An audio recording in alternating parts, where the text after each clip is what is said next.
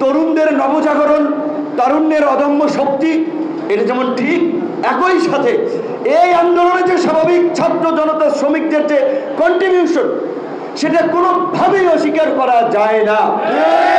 সবার কথাই শুনতে হবে, সবার কথাই গুরুত্বপূর্ণ, শুধু আমার কথাই গুরুত্বপূর্ণ না। আমার কথাই দেখলেন পত্রিকায় চলে গেলেই এই পরিবর্তন হবে না। প্রকৃত যারা স্টেক হোল্ডার, তাদের কথাও তুলে ধরতে হবে, তাদের কথাও শুনতে হবে। আজকে এই যে একটা গণ অভ্যুত্থান হলো, রাজনৈতিক দল, বিভিন্ন রাজনৈতিক দল গত 15-16 বছর চেষ্টা করেছে, আন্দোলন করেছে, নানান প্রতিকূল পরিস্থিতিতে কিন্তু তারা প্রকৃত রেজিস্ট্যান্স বা প্রতিরোধ করে তুলতে ব্যর্থ হয়েছে। তাহলে এই যে উত্তরা, যাত্রাবাড়ি, মিরপুর, বাড্ডা, বিভিন্ন জায়গায় এই যে ছাত্র জনতার সম্মিলিত প্রতিবাদ এবং সবচেয়ে আশ্চর্যজনক এবং হৃদয় বিদারক ঘটনা, এবং এটা আমার স্পিডেরও একটা বিষয় যে দেখেন, এই যে এই ভাই পিছন থেকে কথা, এত লোকের এখানে দরকার নেই, নামেন তো, সবাই নামেন, সবাই নামেন, সবাই পান।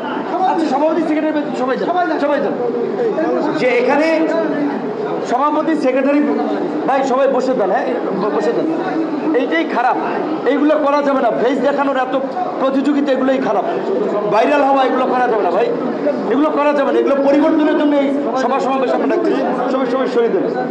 তো এই যে এত মানুষ জীবন দিয়েছে, লড়াই করেছে, তার সামনে লাশ পড়েছে, সেই লাশ গাড়িতে তুলে, অ্যাম্বুলেন্সে তুলে আবার তারা প্রতিরোধ শুরু করেছে। এই যে মানুষগুলো জীবন দিল, কেন জীবন দিয়েছে? সামগ্রিকভাবে আমরা যে বারবার বলে আসছি যে আজকে বাংলাদেশ গত 53 বছরে যে দুর্বৃত্তায়িত চেহারা ধারণ করেছে, রাজনৈতিক দলগুলো বাংলাদেশকে যেই নরকের জায়গায় নিয়ে গেছে, এর জন্য প্রত্যেকটি রাজনৈতিক দল দায়ী। যারা ক্ষমতায় ছিলেন কেউ দায় এড়াতে পারবেন না। হঠাৎ করে ধোয়া তুলসী পাতা হয়ে গেছেন, একাধিকবার রাষ্ট্র পরিচালনা করেছেন। আজকে এখন আমি কথা বললে অনেকে মাইন্ড করবে, আবার আমার বিরুদ্ধে লেগে যাবে, কারণ তাদের পয়সাপাতি আছে, নিউজ করাবে আমার বিরুদ্ধে, লোক লেলিয়ে দিবে। কাজেই সেই ক্ষেত্রে এখন আমাদের মতো ছোট মানুষের কথা বলা খুব ঝুঁকিপূর্ণ। এইখানে প্রথম আলোতে আপনার এই যে 22 অগস্ট একটা নিউজ হয়েছে, পরিবহনে চাঁদাবাজির হাত বদল আওয়ামী লীগ থেকে বিএনপি। এটা আমার কথা না, প্রথম আলো বাংলাদেশের লিডিং পত্রিকা নিউজ করেছে।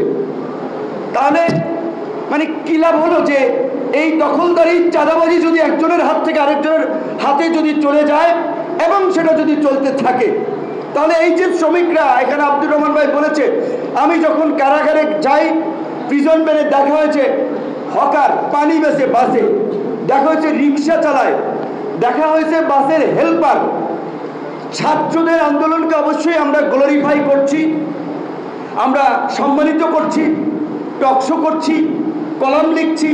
তরুণদের নবজাগরণ, তারুণ্যের অদম্য শক্তি, এটা যেমন ঠিক, একই সাথে এই আন্দোলনে যে স্বাভাবিক ছাত্র জনতা শ্রমিকদের যে কন্ট্রিবিউশন, সেটা কোনোভাবেই অস্বীকার করা যায় না। ছাত্রদের প্রতি আমাদের সবার আবেগ আছে, আমরা কেয়ার নিচ্ছি। কয়েকজন শ্রমিক নারায়ণগঞ্জ থেকে, যাত্রাবাড়ি থেকে এসেছে, রক্ত পড়ছে, চিকিৎসা করাতে পারছে না। এই যে সরকারিভাবে দুটো হসপিটালে যে চিকিৎসা দেওয়া হচ্ছে, আপনার সিএমএইচ এবং ঢাকা মেডিকেল, এটাও কিন্তু অনেকে জানছে না।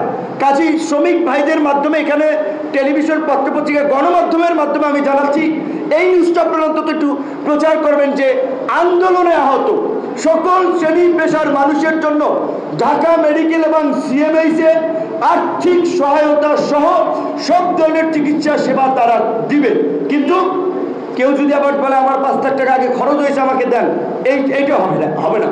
আপনার যদি চিকিৎসা লাগে, ওষুধ কেনা লাগে, সেটার জন্য তারা কিন্তু আপনাকে সহায়তা করবে।